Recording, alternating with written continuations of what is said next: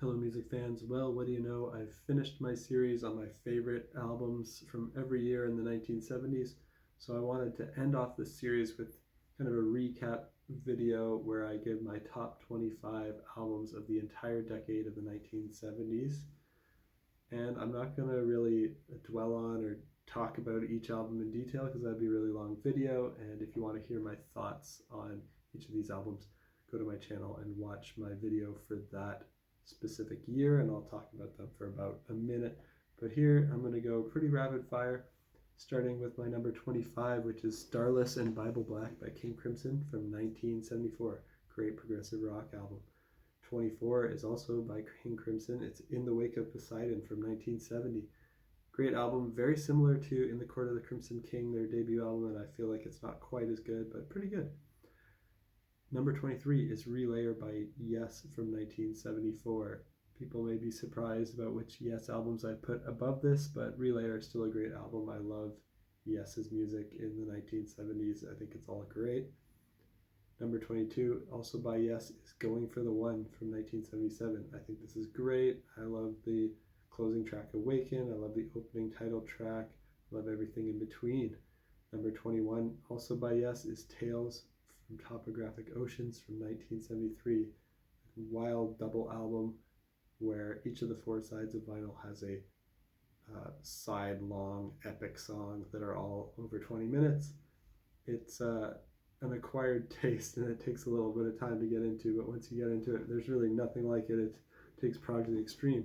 Number 20 is Let It Be by the Beatles from 1970, the album that they were making during the documentary by Peter Jackson. I think that made me appreciate it even more. I already liked it before that, but I liked watching them make it in that documentary.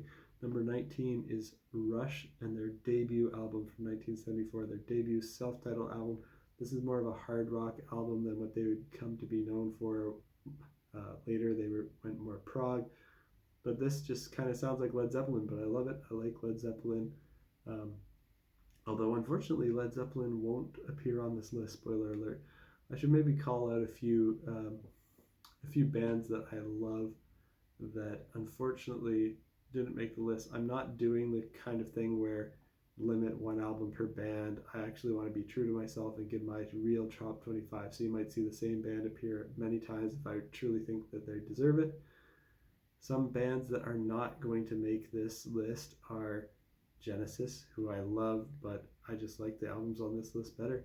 ELP, also I love them. Jethro Tull, another band I love, but just I like the albums on this list better. The Alan Parsons Project and Mike Oldfield, both groups that I love, but I'd be kidding myself if I put any of their albums above these ones I picked.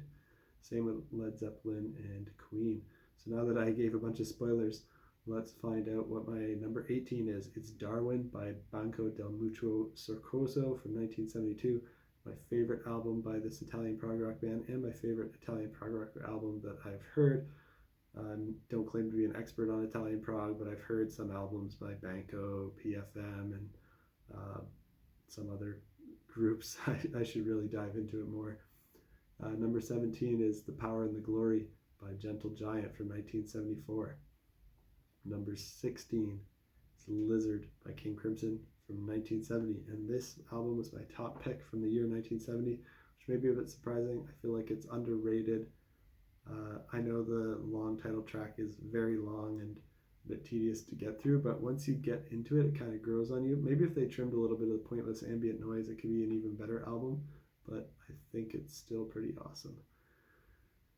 Number 15 is Red by King Crimson from 1974, and this was my favorite album of 1974, although it's only at number 15 of the decade, so maybe 1974 and 1970 weren't as strong of a year. They didn't have as great of an album come out in them, but we'll see what ranks above it. Number 14 is the Yes album by Yes, and yeah, another great album.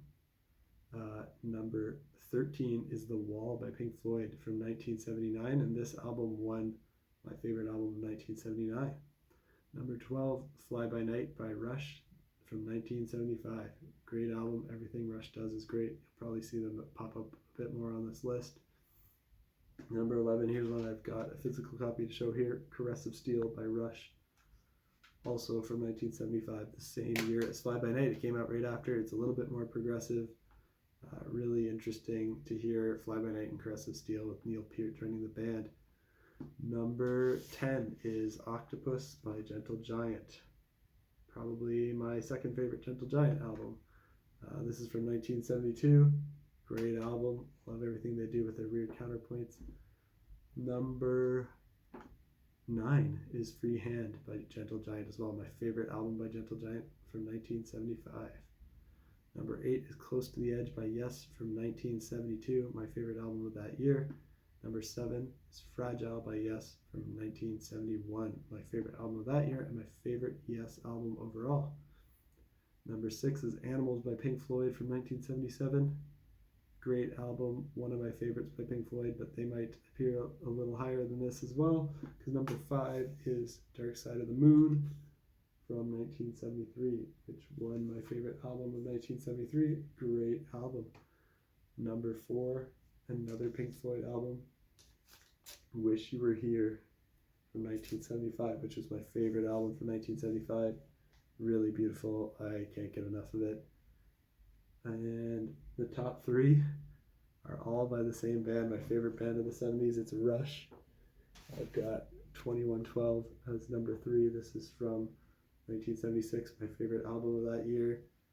Starts with a side-long epic, the title track, really great. I like side 2 as well, it's amazing. Number 2 is Hemispheres by Rush from 1978, my favorite album of 1978. This is the 40th anniversary edition on vinyl, which features some awesome live stuff as well. And then my number 1 album of the 70s is A Farewell to Kings by Rush from 1977. This is also the 40th anniversary version that has some live bonus discs and stuff. So there you have it, my top 25 albums of the 1970s, and I got it in under 8 minutes, which is great. I think that's a good length for a video. In the future, I will probably do the 80s. To be honest, I need to listen to some more 80s music so that I can make sure that there are 10 albums that I really love from every year, so I'm not just throwing in some that are okay. So I'll be listening to some more 80s music. It'll probably be more like in the new year before I release my videos on my favorite albums from each year in the 80s, because for now I'm actually re-listening to a lot of the albums from this year in preparation for making my year-end list, my top 50 albums of 2023. I want to make sure I picked all the best ones, the ones that are most deserving, and I put them in some of the right order. The order is hard to do, but we'll see what I can do. Follow the channel, subscribe if you want to be notified when those videos come out. Leave some comments down below. What are your favorite albums of the 1970s? Which of my picks shocked you and surprised you, and do you think don't deserve it? Let's start some arguments or something. It could be fun. All right, until next time, peace out.